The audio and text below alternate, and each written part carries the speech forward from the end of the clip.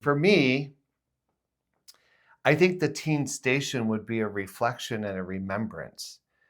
So I was a teenager in the 70s and early 80s. I graduated high school in 82 in rural Michigan. I knew I was gay and tried so hard to repress Right. that part of myself to fit in, Right. to not be harmed. As much as I found Tom Selleck so fucking hot, I couldn't let anyone know. But I might go to that teen station and I may talk to that teenager. And I just may, what wisdom, what you say to my teenager? Oh my gosh.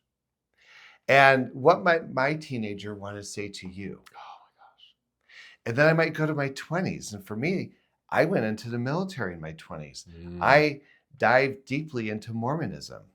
I came out at the end of my 20s because my 20s was, here I was in the military, public showers, around really hot guys. Yeah. And I had to really pump up the hyper masculinity. But my drill sergeants and some of my colleagues saw me as the mama boy, the sissy. Oh, wow. And I had so much judgment about that. And so I might go to the station with the 20-year-old and ask them, what advice would you give my 20-year-old today? Wow. What might you inform me? And I might go to my 30s and my 40s. And I think it would be so interesting to get up there in my 60s, 70s, and 80s and talking to these people and having this exchange.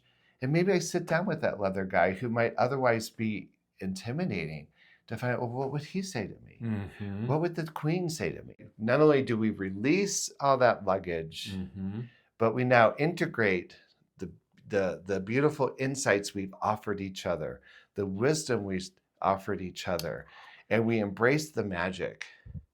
And then when we come out of that lodge, which is representative of the mother's womb, it's like one of the symbolism is like being born again. You're like coming out of the womb into the world different. And I think what a beautiful way of exploring our history. Yes. The intimacy of our history, the accumulation of that history of where we sit today.